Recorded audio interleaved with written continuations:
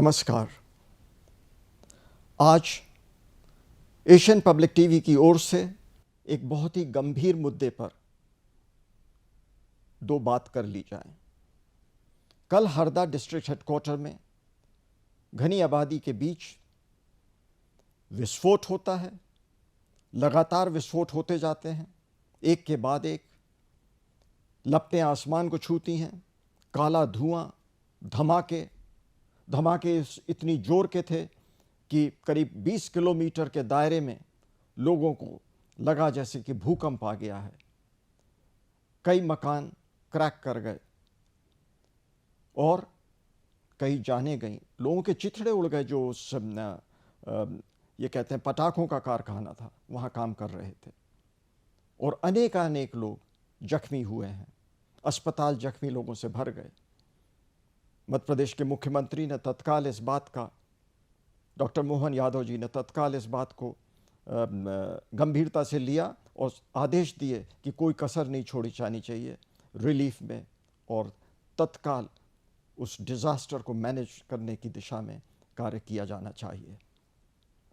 जहाँ तक इस घटना और इस घटना को लेकर के जो कार्रवाई की गई वो तो सर्वथा उचित है। जो किया जाना चाहिए था किया गया और किया जा रहा है, पर इस घटना ने अनेक सवाल खड़े कर दिए हैं।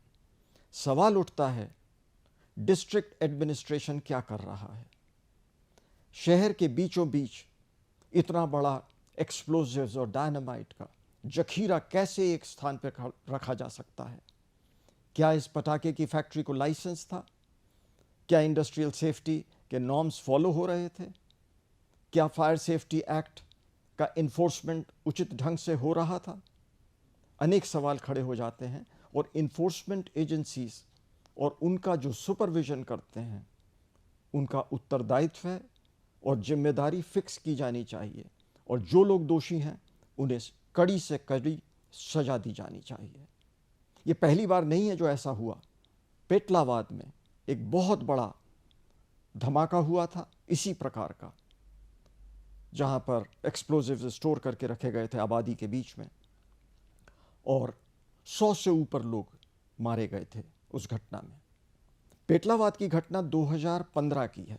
इससे पहले 2010 में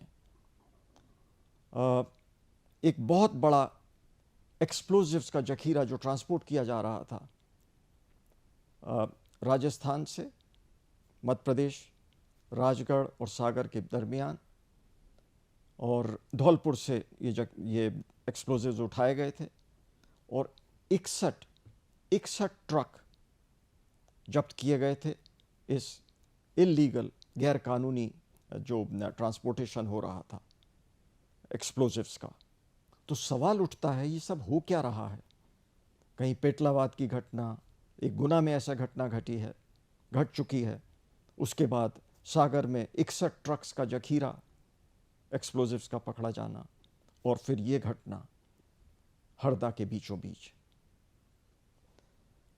जहां तक मानव निर्मित त्रासदी का सवाल है, 1984 में भोपाल में यूनियन कार्बाइड कारखाने से जहरीली गैस रिसी और हजारों लोग मारे गए, और आज भी लोग उस त्रासदी को भोग रहे हैं।